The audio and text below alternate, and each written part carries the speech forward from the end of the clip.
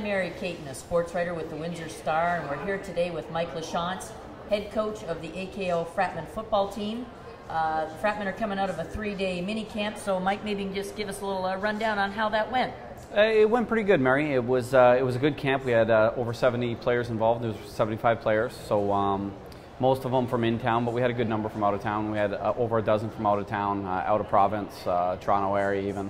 So a good mix, veteran guys, some rookies, and we like what we saw.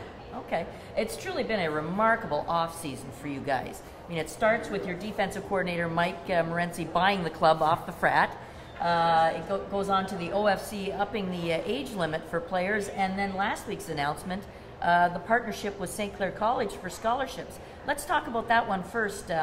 Have you seen any fallout from that in terms of interest from players out of province or out of town? Yeah, it's made my life a lot easier. I went from really recruiting with nothing but a nice smile to to going after kids and can offer full ride scholarships. And we've landed 2 British Columbia kids immediately after following that. We landed 2 real high profile in town kids, and we really haven't got the word out there other than the press conference. We haven't formally been able to sign anybody because we don't have the contracts written up. But the deal with St. Clair is monumental, and we're the first team in the country at the junior level to do it.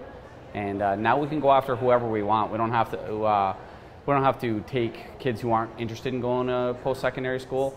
If a kid's interested in going to university, we could still go after them because, quite frankly, we have more firepower than most universities do. We could offer more bang for the buck because we could offer a full scholarship, where universities, there's a lot more included in it. You have to maintain a 70 average. You have to have an 80 going in to get any scholarship money. Whereas with us, if you're a student that qualifies to go to college, we could offer the full amount, and you have to maintain a 2.0 grade point average among some other things, but it's a lot easier for us to work with.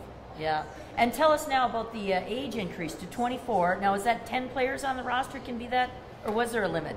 There's a limit. It's 10 23-year-olds and 10 24-year-olds. Oh, so 10 and 10. Yeah, it's a 10 and 10 rule. The bulk of our team is still obviously younger, under 22, and the base of our team is still going to be recruited from the high school out. We're not going to ignore that, but we're definitely going to supplement talent.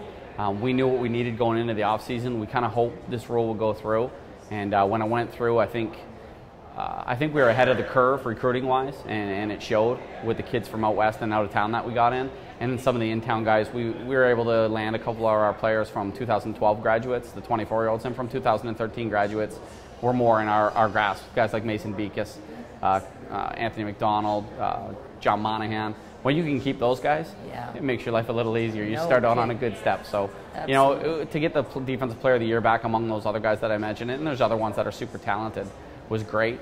And then, like I said, the couple of the out-of-town kids, we landed an all-Canadian left tackle from the Okanagan Sun. We landed the second leading receiver in the CGFL. So we didn't go small potatoes. No. If I'm keeping a guy who's overage, you could bet that I expect him to play at an all-star level. Now, I mean, last year you reached the national semifinals against Vancouver Island. And how much do these 2 initiatives level that playing field? Because I know we talked about it last year, their budget, 10 times greater than yours. How do these initiatives help close that gap? Well, you know what? It does close the gap, and I think it will close the gap quickly. We're not going to be afraid to play anybody. Not that we were last year, but it wasn't a level playing field. And even within our conference, it wasn't a level playing field. There was teams in our conference that had quite a bit more to work with than we did.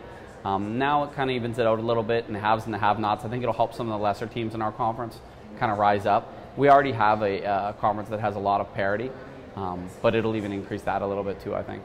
All right, well, thanks for joining us today, Mike. Main camp opens in July, and good luck to AKO.